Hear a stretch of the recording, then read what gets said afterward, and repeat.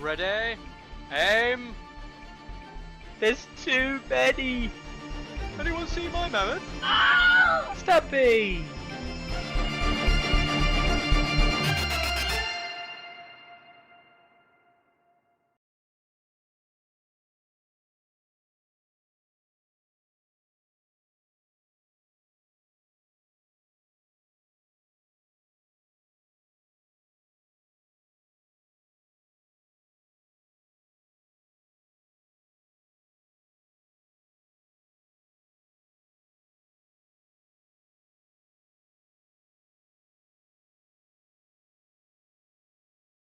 Hello everyone. Alright. It's a Monday. Hello. I've still got elements of my dinner to eat. Because I was running late. Things. But yeah, hope everyone's alright. Hope everyone's doing okay. A lot to discuss today. I'm gonna do it quite quickly. Some things we'll go through quite quick. Some bits will take longer, obviously. But yeah, lots of news. It's, technically, it's a gin and tonic, technically. For a Monday, which I don't normally drink, but it's been a day. It's been very warm as well in the UK. What am I eating? I'm just finished off a curry, Martin. A chicken jalfrezi. No, chicken tikka masala, not jalfrezi. Actually, I can't remember. Anyway. Yeah, we'll get stuck in anyway today. So, it's been a bit of a week for news. Specifically, those of you who are not aware, we've seen two major releases this week in terms of information. So let's dive in, ultimately. Alrighty then. We have got the first one, which we'll talk about, which is Skyreach Bowmen. So, as Tristan said in chat, nobody cares about nobody cares about new releases. Yeah, they do. Looking so good, you need them now. Rampant says the real question: what will the Brotherhood without banners activation banners be if they can't have banners? That's a very good question. Yeah, we'll go through some stuff today anyway. So, Skyreach Bowmen are the first thing here. So these got released over 2 images, shared. I'll tell you what I'll do. I'll close my window because you might not be able to hear it now, but the traffic outside is pretty bad. And if there's any emergency vehicles, it will drown me out.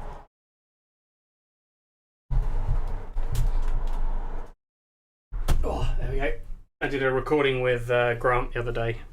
Grant from Yecats. Not necessarily related to song, but I did a recording with him for some stuff. And yeah, emergency vehicle went past when my window was open. Absolute nightmare. Had to edit all of that out in sound, which was a nightmare. Right, okie dokie then. So Skyreach Bowmen coming in at 6 points, 765 long range attack profile on 3+, 543 on 5+ melee profile, 6 movement, 6 armor, 6 morale. Doesn't get easier than that. There's very few numbers on here that aren't 6. 6 movement, 6 cost, 6 armor, 6 morale. On the second attack dice, yeah, no. Cool. So, the thing that's worth mentioning of 765 is actually a relatively comfortable drop off for a long range unit. Remember, something like a crossbow is 664. So these are just better than crossbowmen in every single points in every single moment in the game in terms of dice rolls. Dice rolled. But of course, that's not actually the saying that they're going to equate to that much damage, of course, because crossbows have sundering, they have the native rerolls in short. So it's not really as simple as just a direct comparison. But it's already looking good for the bowmen. The direct comparison you might make here is with Stormcrow archers, and they just outperform Stormcrow archers aggressively here. Well, in terms of the native profile.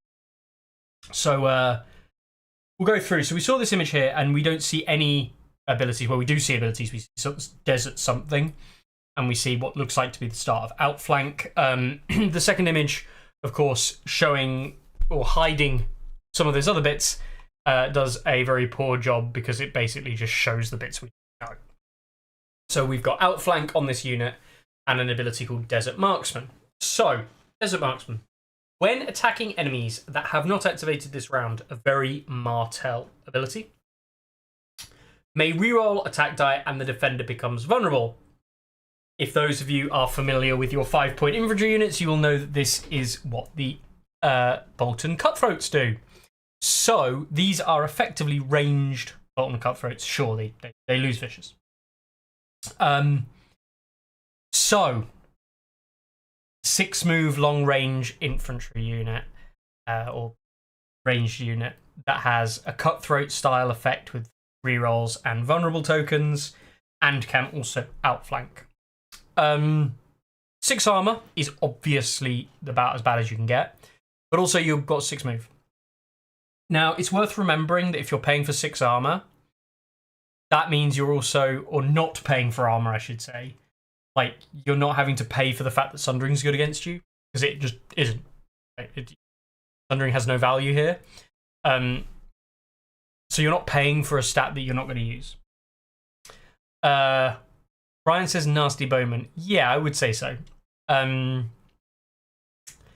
would consider these pretty good.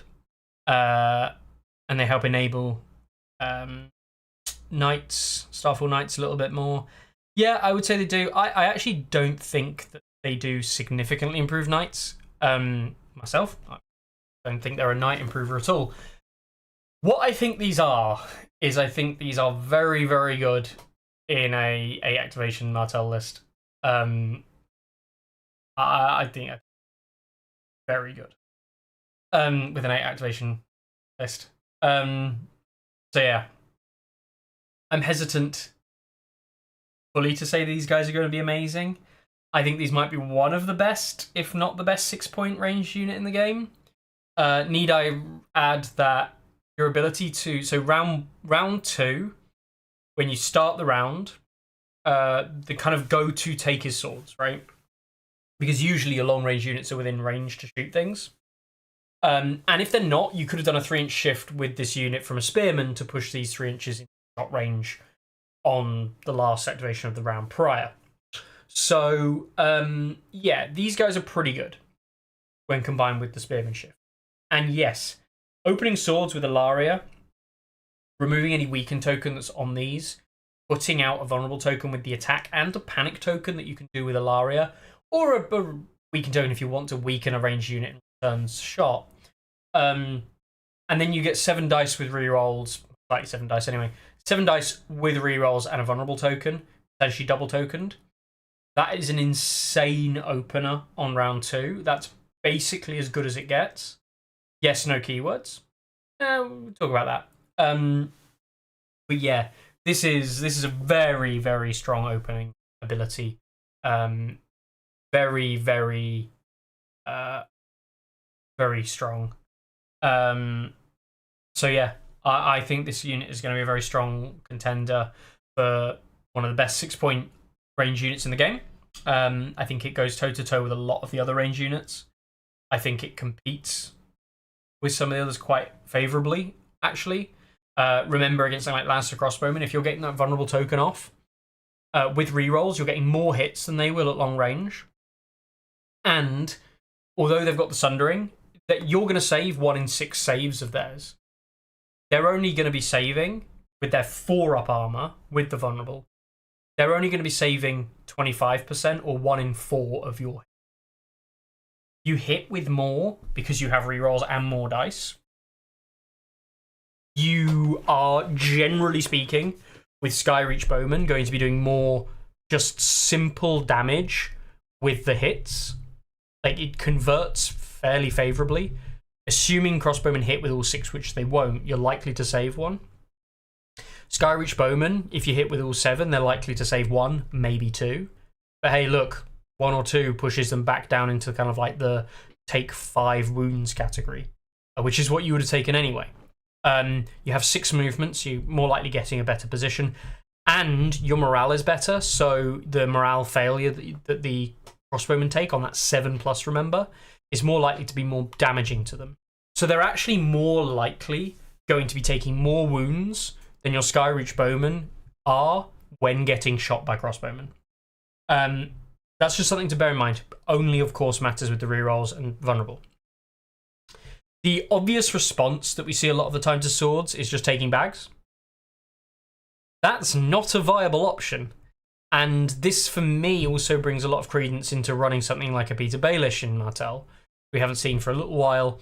Because being able to take bags and use swords to shoot with these bowmen, your opponent then really wants to take swords to shoot back and to stop the shot coming in, but they can't heal, and then they haven't activated.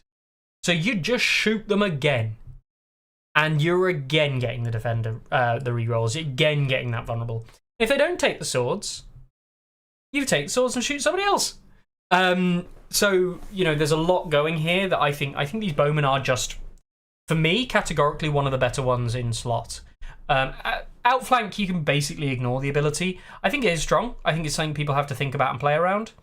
But I'm not particularly interested in looking at outflank as a majorly important ability, because without being cavalry or without having significant impact on maneuvering and things like that, it's just not something I'm that worried by. You know, Greyjoy Bowmen with outflank have been a thing for 5 points for a long time.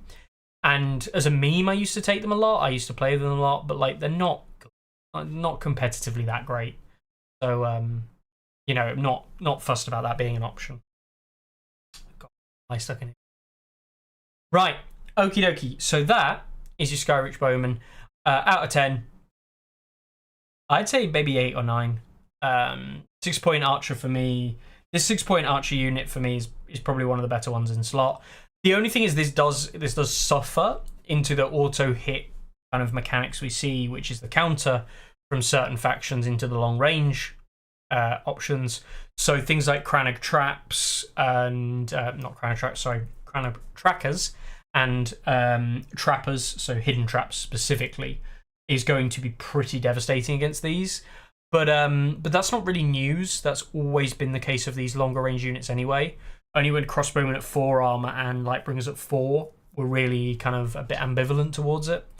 It's not going to stop those being the most prevalently useful tools, but Skyreach Bowmen have got the ability to be that threat outside that 12 inches to start off with as well, and then to kind of come into the Evil Sponge is right. I do think that is S. Let's not forget Bronze is solid always. Bronze alright. Bronze fine. Bronze 1 point. If you want to spend 1 point on Bronze in your list, sure, go for it. I don't think Bronze that good.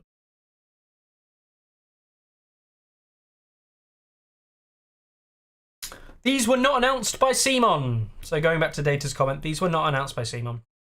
These were announced by some random person getting sent these images and sharing them. By the looks of it.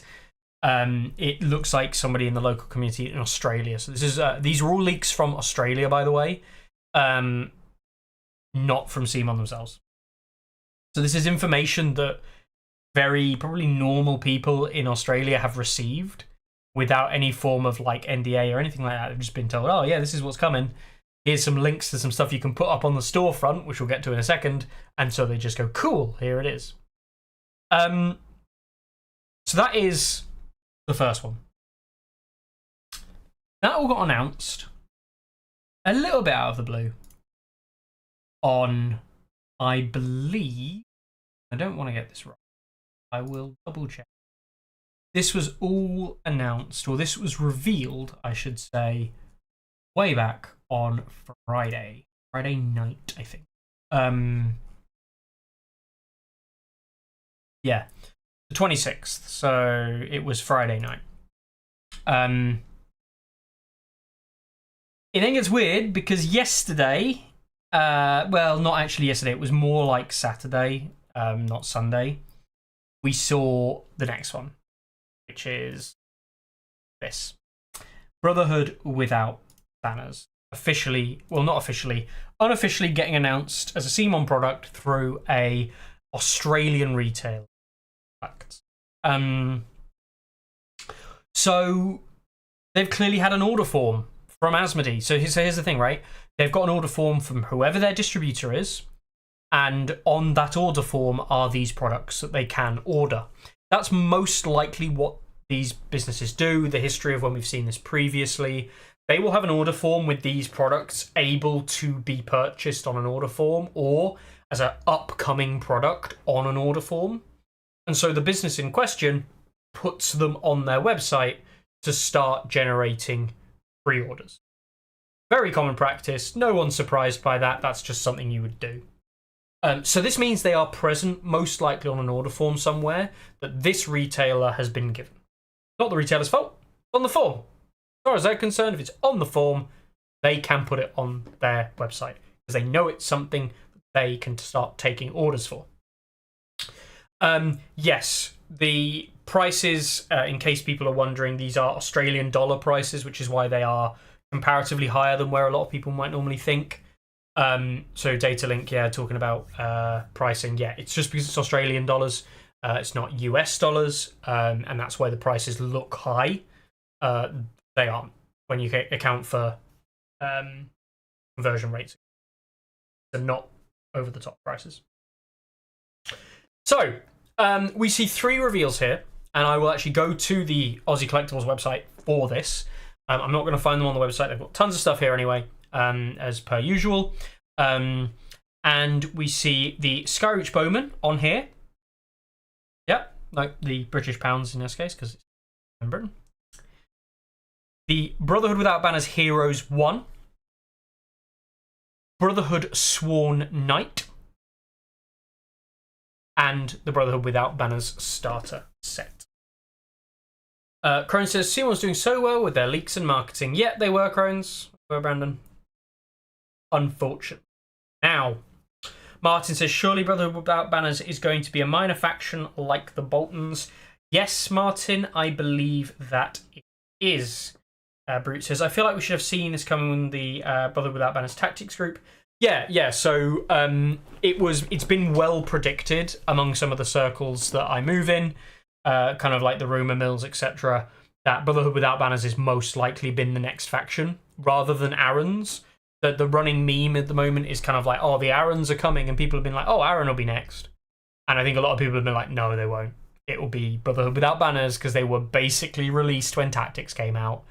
The Tactics, if you go back and look at our videos from like January and February, Tourney Ground from back then, we were talking about Tactics and we talked about the Brotherhood Without Banners at that time essentially being announced as the next faction because there is part of Tactics and because of that crossover they talked about.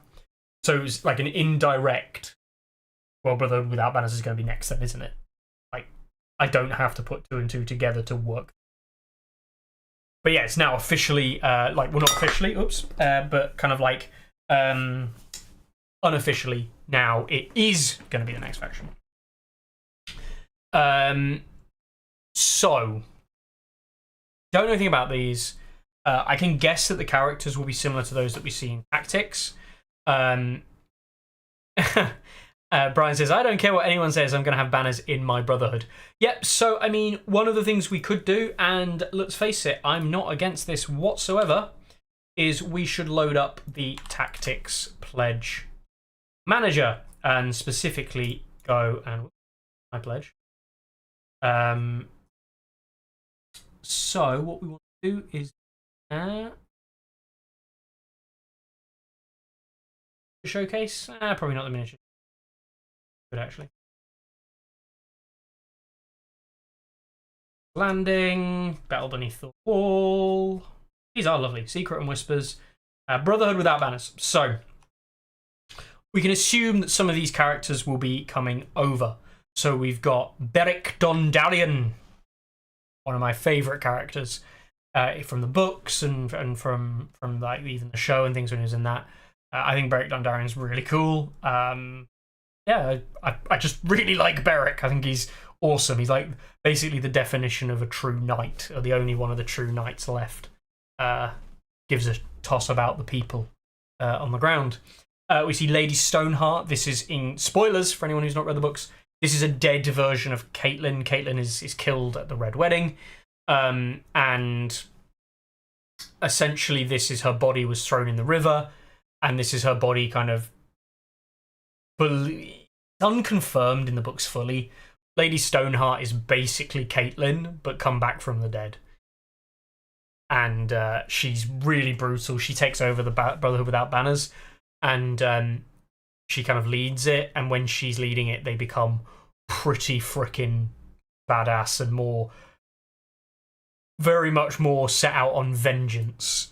You know, less the Brotherhood without banners, let's fight for the people and rob from the poor, give to the rich, kind of Robin Hood and his band of brothers kind of vibe. Although some of them are like, shit, actually, the Brotherhood, they're pretty grim people. But Cat definitely takes them down the path of like, we need to kill Freys because the Freys are backstabbing bastards. The Boltons are the worst, that kind of thing. Very much anti-Lannister, anti-Frey rather than pro-people. So, and what I guess would Brotherhood were anti-Gregor, of course. So yeah, you got Beric and Lady Stoneheart, a vindictive old bat, a little bit, yeah. Thoros of Myr, another wickedly cool character, someone who's renowned for being just awfully drunk awfully a lot of time. So yeah, Thoros there. I like the mini as well, the mini. Gendry wearing his bull helm, which we spoke about at the time. I think the bull helm is not really right to be wearing, but hey ho. But that's Gendry. We've got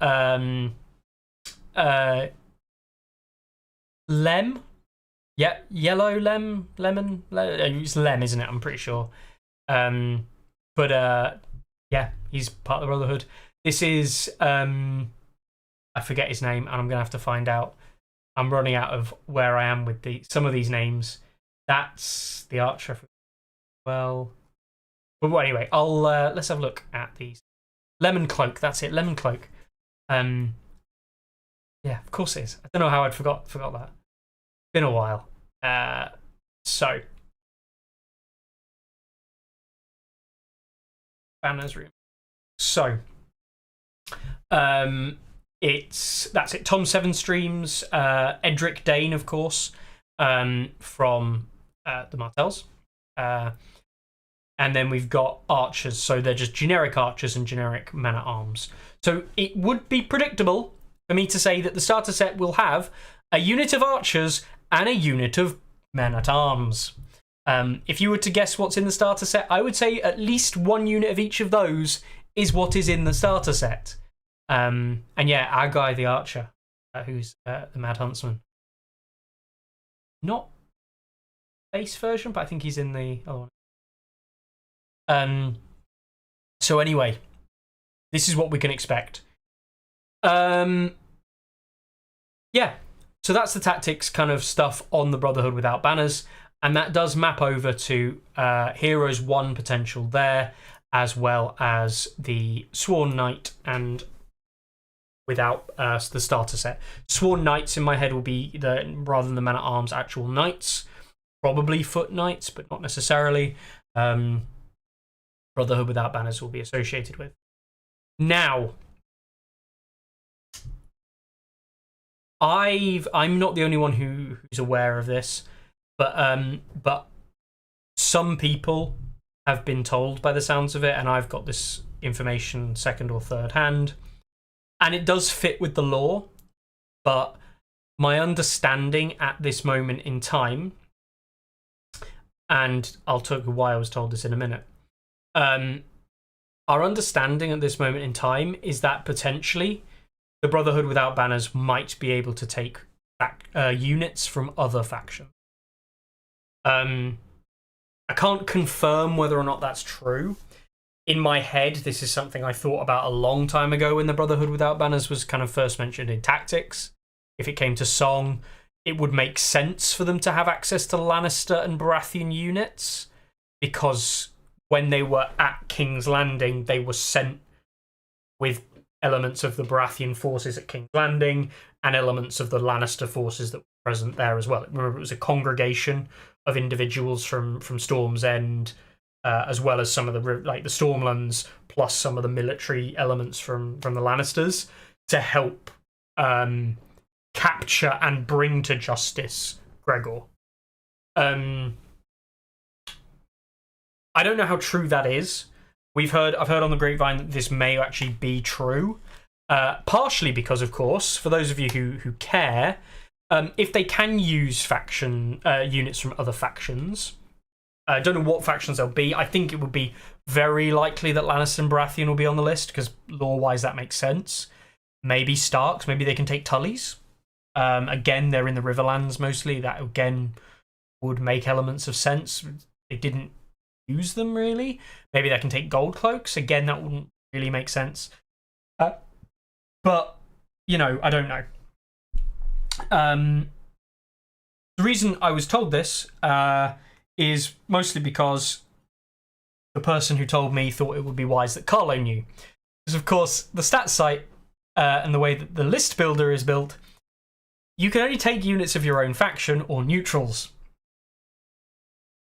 This wouldn't be adding neutral units. This would be a way of accessing different units in a different faction. So you'd have to make... Essentially, it's like the coding side, which I don't deal with. Carlo would need to be very aware because he'd actually have to build that into the way the builder can function. And that is, from my understanding, a bit of a pain in Carlo's arse. So, yeah, that was a piece of information that was told almost because of Carlo's kind of like necessity, especially with him rebuilding the site at the moment quite heavily. That might be something he has to consider. We'll see how true that is. If he builds the functionality and it's not true, then it's not true. We'll see. But yeah, like, CMON has not covered their leaks. It's not plugged all their leaks, clearly. Has still got some issues with the marketing and the control of information. But generally speaking, it has been better. We have to credit CMON with what they have been doing. And that's where it gets a kind of a bit difficult, because now CMON officially have effectively now got out-of-date information. And that kind of sucks. So this was only posted on the 23rd, right? This image was only posted on the 23rd.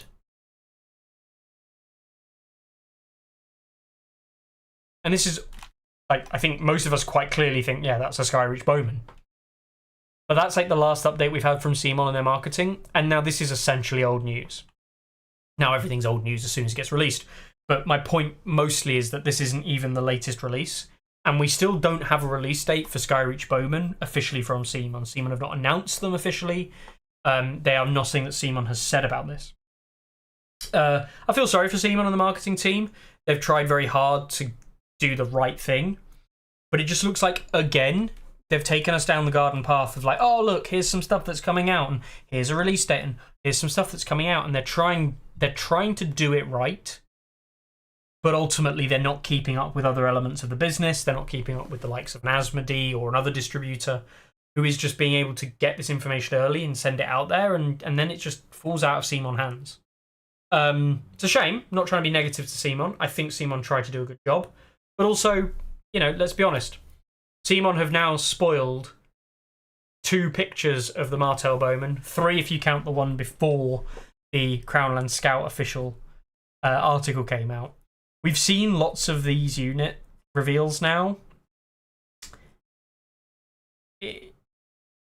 At one point, it just gets to the point where it's like, yeah, you've shared 3 images of artwork and or parts of units.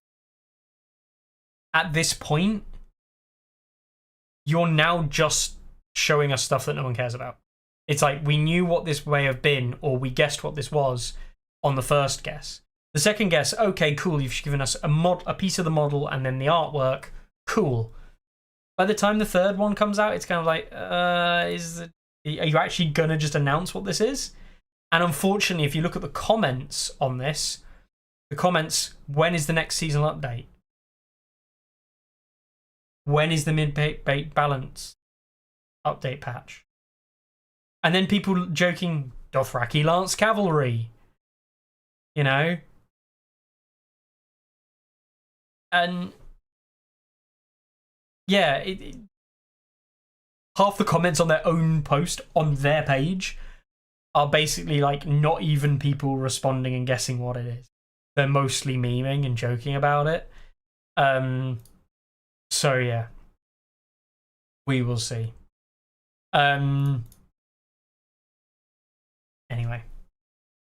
Let's have a look. Some R'hllor units for Stannis, no doubt, at least for Beric and Thoros. Yeah, potentially. Yeah, it could be interesting to see R'hllor units be taken with Brotherhood without banners. Again, thematically makes a lot of sense, Joey. Completely agree. And, it's a low-hanging guess, right? As in, like, if you were to say that to anybody, most people would be like, yeah, maybe, that makes sense. I can see that. So that being a low-hanging guess, I agree, Joey, is a good one. I think it would be sensible that is what they do. If they didn't give them access to R'hllor archers or R'hllor like faithful, I'd be like, why can't they take the faithful or why can't they take the archers? That seems really weird. But yeah, timeline, I guess they hadn't existed at that point, but like they're literally R'hllor followers themselves. It says, not sure why they're holding back. As soon as the leak happened, they should have gone ahead and posted it. Yeah, but you can't let leaks dictate your own schedule as well. I understand why they do it officially. They just have to have a way of responding to it, and their response might be ignore it. That is actually in itself sometimes a response, a strategy response, is you just ignore release. That has been Simon's kind of strategy previously, or they just don't know. I find it hard to believe they don't know. The reason I say that is because we know that Brick knows, and Brick is in contact with the marketing team. So it's very likely that they know and they're aware, but their strategy might not be to do anything, because they can't. Maybe only slightly behind it. Yeah, Simon could do something. Again, it's really difficult. I do feel sorry for them. It's a difficult position for them to be in, because if the marketing team haven't been given permission to go live with something, they haven't been given permission. It's as simple as that. They can ask, they can say something hasn't happened or something has happened. But unless someone changes their mind, they haven't been given permission, they won't post. Evil says, Asmodee is so huge, this stuff falls through them like a sieve as soon as the SK are released. Yeah, 100%. Yeah, Asmodee are huge, and this is easy. This is like easily something that gets missed. Not a criticism, ironically, of anybody, because you're right. These massive businesses will be dealing with these kinds of things constantly. They won't be tracking every single release and every single point to the point of like, oh, this company hasn't put its thing. They'll be like, look, this has been scheduled as a release date of this day. So this is when we add it to this, and this is when you can pre-order it from, etc. And yeah, Crohn's also does point out that's what you get for using Facebook to announce everything. Yes, ultimately, using Facebook alone to announce everything is not actually the most appropriate measure. I'm a big fan of social media campaigns. I think social media is important. I could talk to death about that. For people running businesses, so very important. But it cannot be your primary way of communicating with information. And unfortunately for Simon, it is. The articles, none of this stuff makes it across to articles on the main website. None of these posts make it over to the Song of Ice and Fire website. Remember, the Song of Ice and Fire website, I don't actually think even directly links to the social media that we see here. Yeah, it actually links to Cool Mini or Not Facebook. If you click on the link at the bottom of the songoficeandfire.simon.com website, you click on the Facebook and Twitter accounts, it takes you just through to Simon's ones. It doesn't take you through to Facebook. To be fair, it does take you. There are links at the bottom of the page for Facebook page and the fan page, which is the main Facebook group. But it doesn't link you directly through to theirs with a Facebook link directly. It's just a link. It says A Song of Ice and Fire TMG Facebook page. And it's something that's easily going to be missed. So I can understand why the normal call to action buttons not linking. So, yeah, that's where we're at. Simon are behind. Bunch of stuff announced. Going to be really interesting, really cool. Loads of stuff that we can see on the horizon in theory being released. Of course, no release dates for Skyreach Archers. No release date for Brotherhood Without Banners. Although I believe Brotherhood Without Banners is scheduled when was it? When was the Bolton release last year? It was round about the time of US Nationals, which was September, October. So I would put this release, I'd put Brotherhood Without Banners in a kind of September, October release schedule period. 1 year after Bolton's is what I would say. and that's without any prior understanding or knowledge. That's a guess, but it's a guess based on the idea of announcing one faction a year. You know, I think that's a safe bet. Early fall, yeah, early fall. To the point, mid fall, like, you know what I mean? It doesn't even have to be early. Anything that's like that kind of time period. Is what I would think. We will see, of course. So yeah, lots of release stuff, lots of stuff that's potentially coming over the horizon. We'll see. We will see.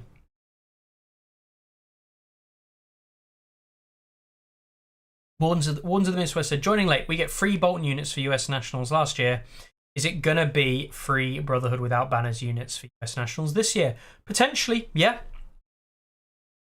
Buskin says, just in time for Christmas. Yeah, maybe. Notes watching release. How many years since Shout Out Spearman, their last one? 2 or 3? I think it's only been about a year and a half. I think. If in terms of unit release.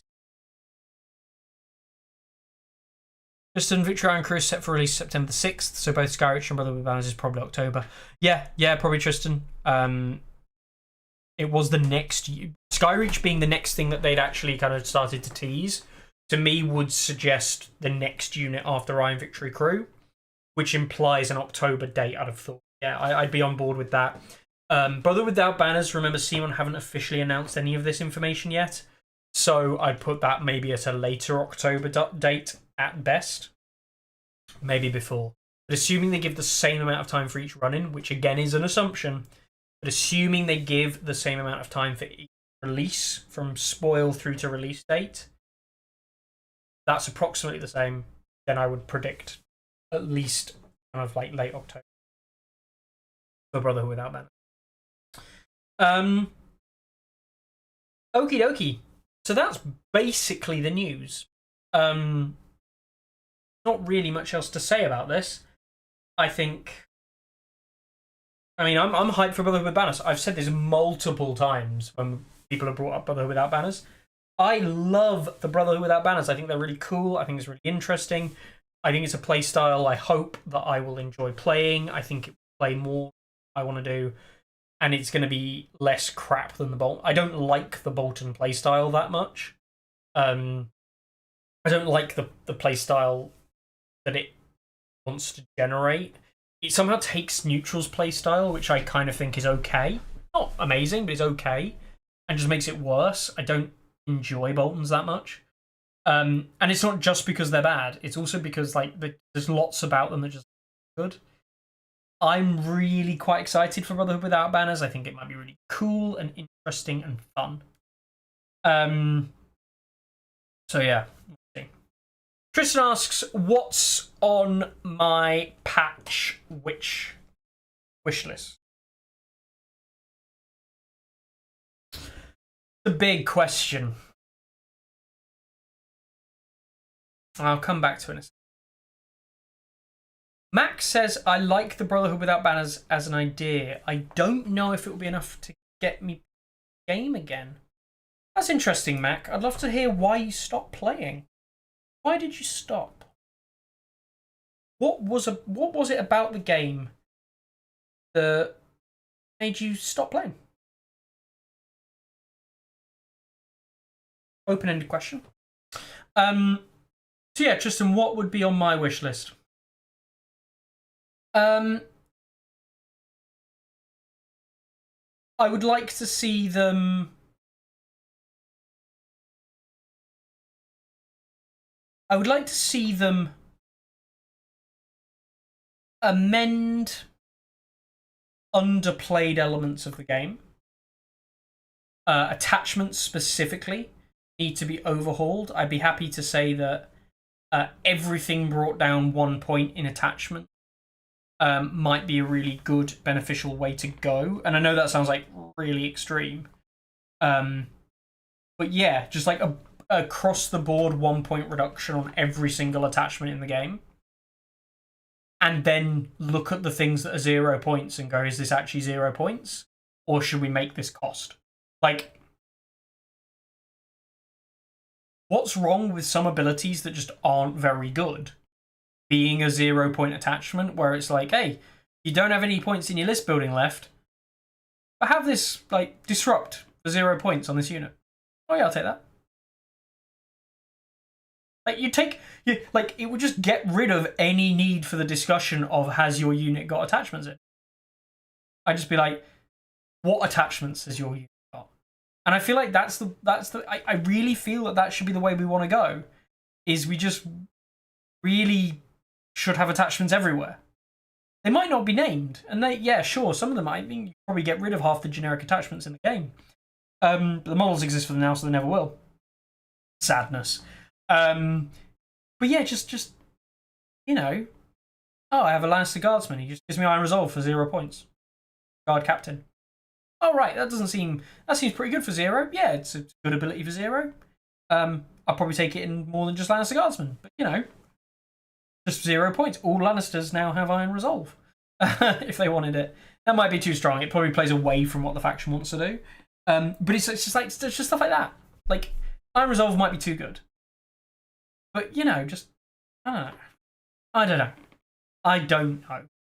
But it's just something like that. Just amend the way attachments, because we want more attachments. We certainly want more named attachments. So yeah.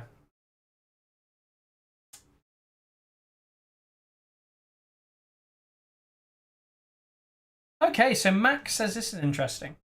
In response to why he stopped playing, what got him out of it, he was the only one in his friend group who enjoyed it enough to really get into the weed. Okay? And after a while, everyone stopped, and you just keep up with the news. Hey, fair enough, Mac, you know what I mean? Keeping up to date with it in the hopes that one day maybe you'll come back into it, or that the play group might go, actually, yeah, do you want to break that out for a few games? Maybe, yeah. It's a shame, obviously. Nice to see people play, and it's good to see communities grow. But yeah, not everyone wants to play, and not everyone is that bothered by it or serious. And unfortunate, it's not where I would love to be, but it makes sense. And yeah, the weeds of it are difficult is the problem. I think that's the other thing with Song, is Song is a brilliant base level game. And Song is a fantastic game to play at that base level. But also the game doesn't really get that interesting until you dive into all the different variations, different units, list buildings, different factions. The game gets very interesting then. But unfortunately, that getting into that weeds also gets you into the rules queries, the rules questions, and actually looking at some of the interactions in the game that don't really make any sense. And unfortunately, the game falls apart a little bit there. Not amazingly. It's not like the game doesn't work. The game works. The game's playable. But you kind of have to go, yeah, well, we assume this, and there's a bit of a thing here. Gloss over, fudge the lines somewhere. Data, I've said for a while, the same. Free attachment gives more choice, is also cooler. Yeah. Also, you can see if everyone's taking this free attachment because it's just the best one of the bunch, it's an easy thing to nerf or change. Pay plus 2 points for every attachment past the first. Could do. Make them all ridiculously good. Make them cost more the more you take. Could do that. What's actually on my list then for the changes? We're under the assumption that an update's coming out. I think people are now clamouring for an update. I think it's fair to say that. I don't necessarily think there is one on the horizon as soon as we think it should be. I think people are probably a bit too close to jumping the gun on wanting an update. That being said, I think it would be good for them to adjust. I think they need to make commanders more important again. Commanders have lost a little bit of their power overall, and now what we tend to see is just units carrying factions rather than commanders, and that's fine. But as a result, it's like sometimes change is just needed because you don't want things to be right. I don't really want to see just lots more Tully Cavaliers for the next few. I don't really want to see Knights of Castle Rock constantly for the next. I don't really want to see this. I don't really want to see that, and I just want variation. And I don't really care what the variation is. The game is balanced. Kelly Cavaliers are good. They're probably the strongest thing in the game, point for point, and just raw strength-wise. But, like, I'm also of the opinion that they're not broken. You know, they're very strong. They're probably great. They're not brokenly good. Tywin's not brokenly good. Knights of Castle aren't brokenly good. They're just all things that work nice together and are worth their points and job. So yeah, I'm very kind of caught because half of me wants to say you just need to change a few things and see what happens. And part of me wants to say don't change anything because everything's good. I don't have a wish list. I know some people might talk about, oh, I want no respawning. Yeah, okay, I'll get behind the idea of no respawning. Also, I like that respawning exists in the game. I think that it should be better balanced in some areas, but I don't think it's a problem that things. I think that anyone who says that it's a problem is somebody who doesn't understand how it can be balanced. So yeah.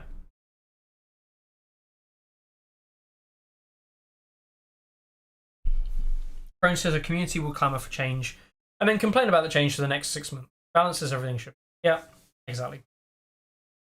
Post, I think the game would be better if we didn't have any units that throw 10 dice on a charge. Yeah, maybe post. I think this is it. This is it though. People don't like their units being deleted in one attack.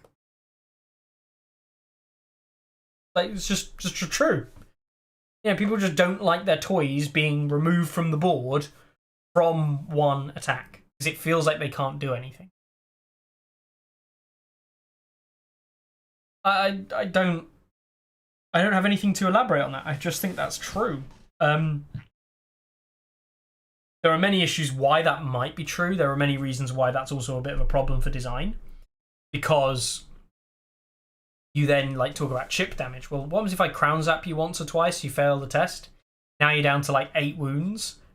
Now you're one-shottable. That still feels like I killed you in one attack, because I only took one attack to kill you. But it was actually 3 potential activations that I ploughed into getting that kill. And you didn't heal and you didn't do much to stop it, or maybe you couldn't do much. Anyway, there's a whole discussion there. And it's like, oh, but I chipped you down and then killed you. It's still viable.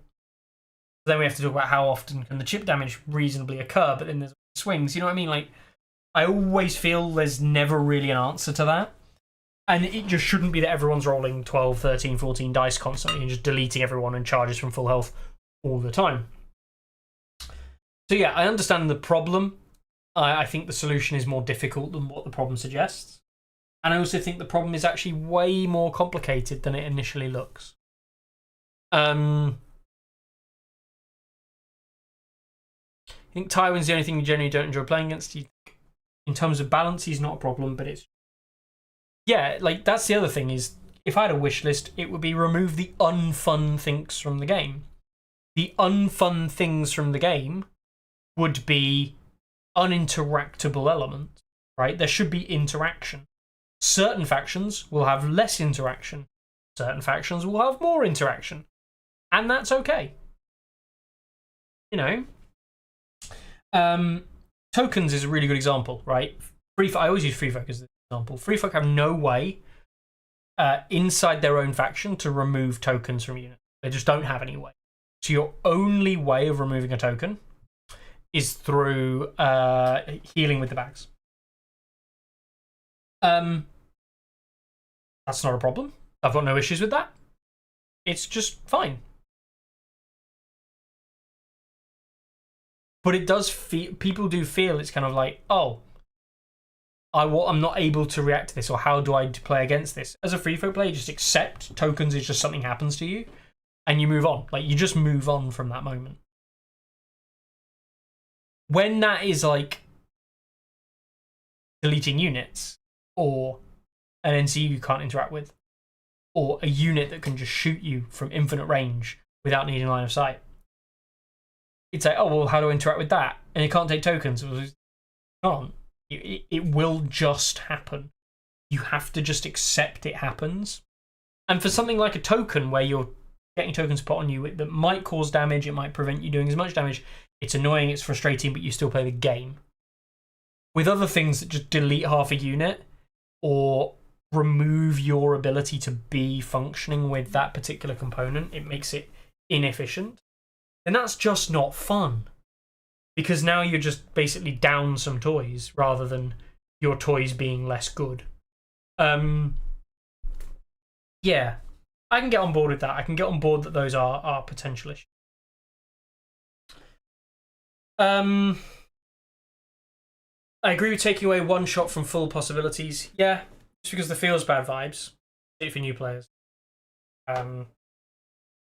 Yeah, losing one unit in this game is big because for some factions, that's 25% of your field force, and you losing 25% with one on charge does feel bad. Martin says, "Love to see all the 3+ dice roll or no effect removed from the tactics card." Yeah. You understand how it got to that point? It just feels bad for them. Yeah. Find other ways to balance cards. Just don't leave up to random chance with my cards does something on. Yeah. I agree. Again, it's one of those things you just assume the card does nothing until it play it, and then you roll it and it does something and you go, oh, cool. I didn't expect that.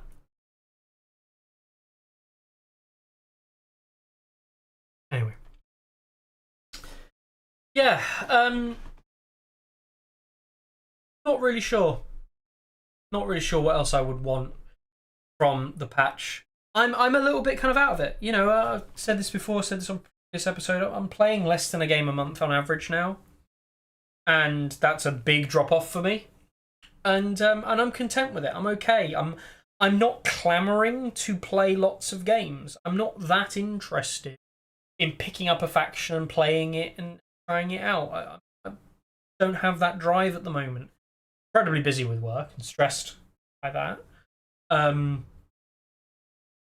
Doesn't help. But yeah, I'm not fussed. It is what it is. Move on.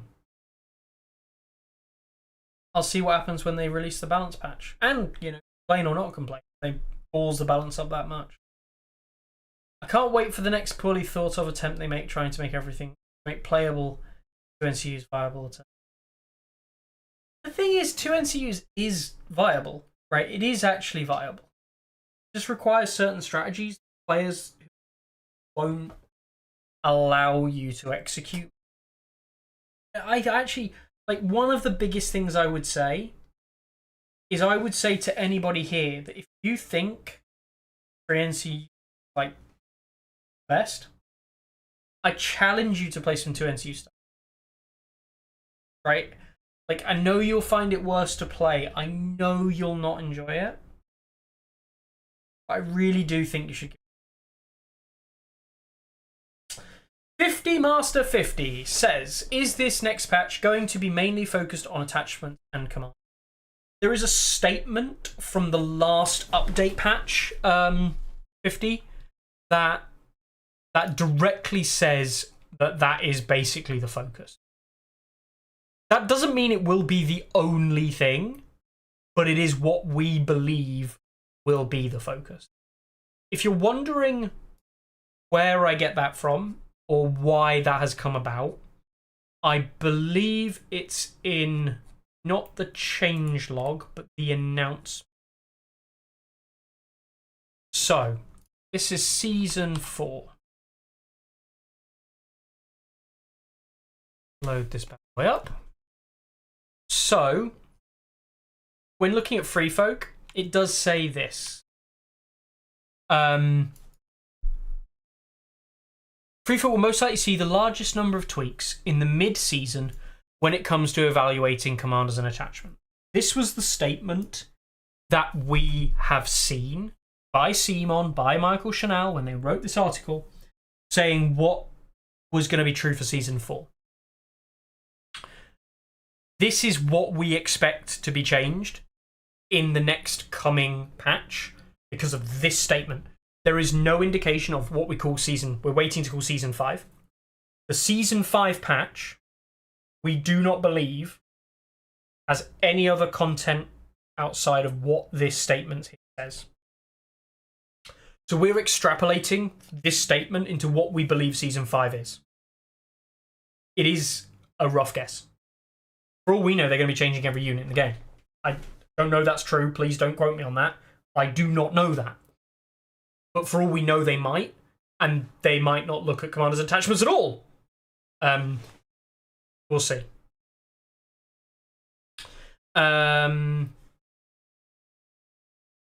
So yeah, this is kind of what we expect to see, at least for Free Folk.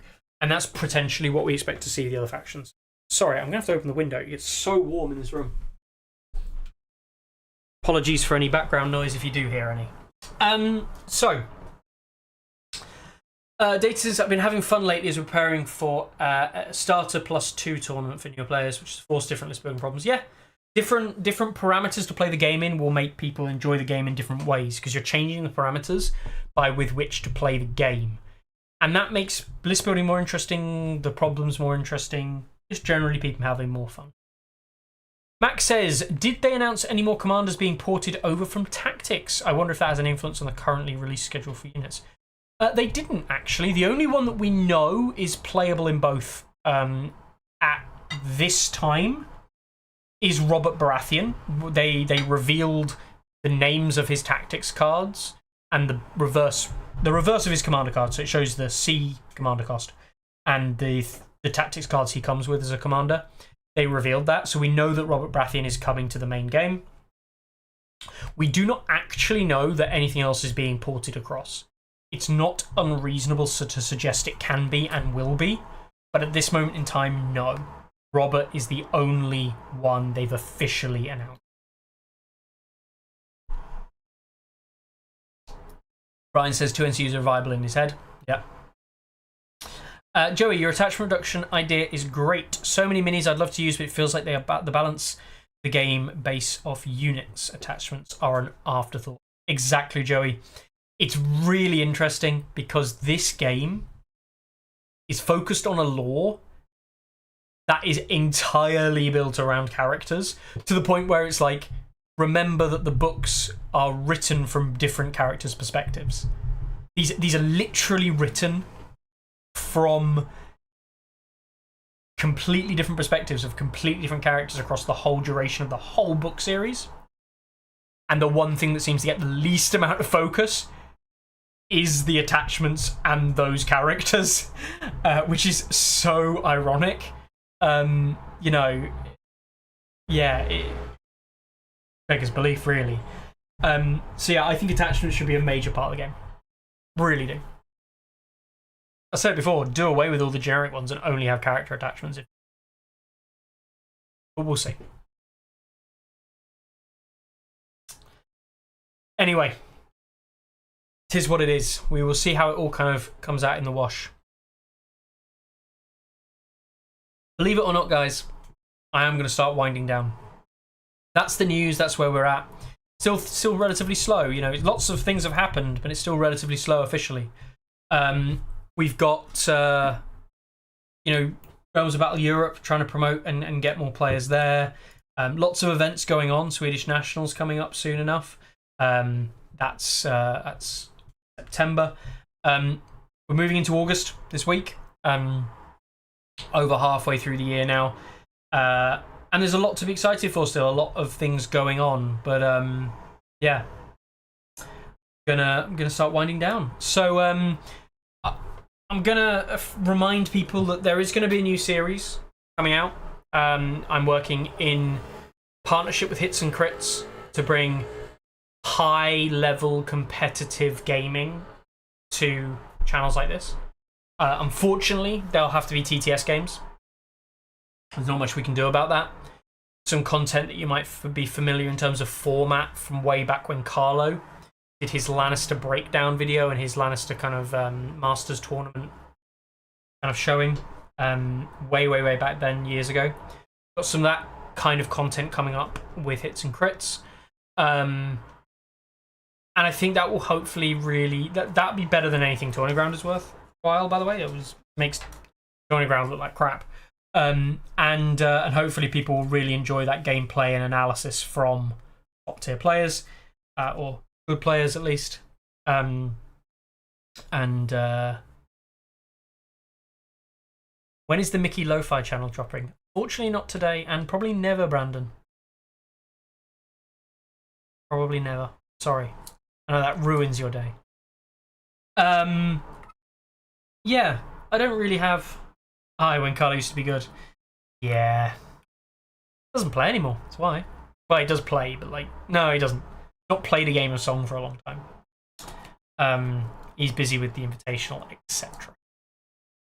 And making a lot of progress coding the new website as well, which I don't have anything to share with you at this moment in time. But yeah, there's been progress. Alrighty then. Well, I'll have a very quick look at the events that are coming up. We've got a sim event starts tomorrow. Going to feature any from the website soon. Probably just TTS data. I'll be very honest, and I don't mind saying this publicly. I don't enjoy playing on the sim. The sim website is great. The work that's been put into the sim website is fantastic. It isn't for me. The version 1 of the sim, to explain why I don't like it. For me, it's an extrapolation of the game to a point I don't like. I don't have control of elements in the sim. I can't control my playing area. I can't set up my playing area. I can't have things where I want them to be. So I then have to use effectively a pre-built interface to interact with the game. I don't like that as a player. In the same way that if I came to you and sat you down at the board and said, you must roll your dice here, you must put your cards here, you must do this, if that's different to the way that you would do it, it's going to cause an element of disconnect. You're going to miss things. You're not going to be comfortable because you're not doing things the way you feel comfortable doing them. You're doing them in a way in which I prescribe you should do them. TTS doesn't do that, right? TTS has a dice rolling mechanic, it has a pool, it has these boxes to roll dice in, but it doesn't actually do any of that prescribing, right? You can move around as a 3D, like as a camera in the air, if you will. You can move around a 3D environment. So how you view the table is up to you, right? How you move around that area of the 3D space is up to you. Where you put things in that 3D space is up to you. Yes, the tactics board's in the same place, but it's next to the board where everyone would want it to be anyway. The points in there, whatever. Everything's a lot more logical, but also it's up to you within that space to move around. Sim, I don't have that opportunity. I'm stuck looking at a flat board, interacting with a flat board. That's not how I like to interact with the game. It's not how I like to play the game. And for me, it's a level of disambiguation I don't enjoy. So I spend half my time not actually playing. I spend half my time thinking about what I'm supposed to be doing because things aren't where I want them. Yeah, that's not to say it's bad. Please, that's just a comment on the sim. Chris does a lot of work on the sim, and the sim is great, right? It is fantastic for what it is. It's accessible. It gives access to so many individuals that otherwise wouldn't have used TTS. But for me, it isn't what I want. I don't enjoy it. I don't actually enjoy watching people play it either. I don't find that enjoyable. Yeah, it's just not for me. And that's okay. That's okay. Not every product has to be for every player. I'm okay with it not.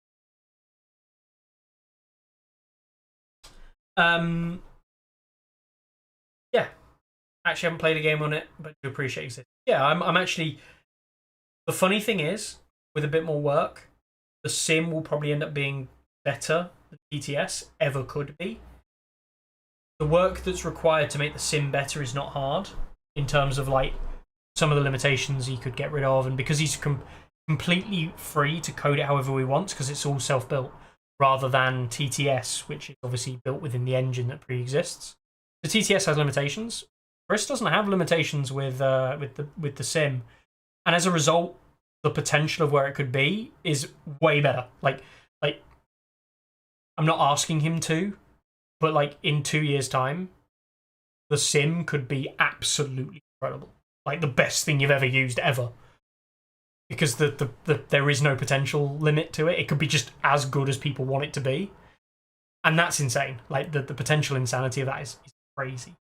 And that's really good. Like amazing work from the developer.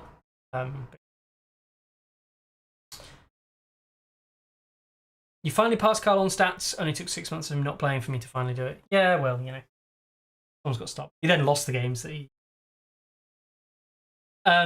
Mickey rejects the Matrix. I do, except I also don't. The Matrix is take the pill. Anyway, let's go through. There's a patron qualifier sim patron only qualifier thing. Like tomorrow, event in Poland, an event in somewhere. Figuruki I Hot Doggy. I have no information about this whatsoever. It looks like it might be Polish. An event at Game Day Bastion in Quebec. Cool. Event in Poland. Grand Prix Xiaomi. An event. Oh, Sacramento, California. God's grief, the GEG quarterly event. An event in Russia. Another event in La Réunion. An event in Spain. Kiss by Fire online tour. One of the ones run by. Yeah, this is one of the runs run by Atisa online. Ati Roin runs these events online, uses AI generated art, which is where a lot of this art comes from. And on the most part, it's good art. Sometimes weirdness, faces half melted. But yeah, friendly tournament among the Sherwood Brotherhood. Who are the Sherwood Brotherhood? It's a group in England. See? Not names I recognise either, as well.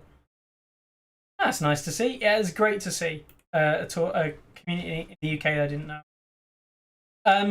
Tampere Planet Gamers, an event in Finland, an event in Poland, Gdansk, an event in Germany. These are all in the next 2 weeks.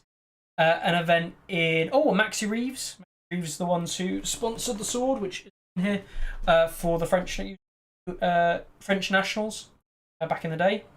They're running an event on the 10th, which is cool. An event in Balta, the Reclaw Group in Poland again. An event in Bracknell, Cryptic Cavern guys doing an event time. An event in Russia, Germany, Hits and Crits, one of their Clash of Clubs events. I wonder if the Sherwood Brotherhood has banners. I think the Sherwood Brotherhood with banners. An event in Poland, the Clash of the Crownlands in College Park, Maryland.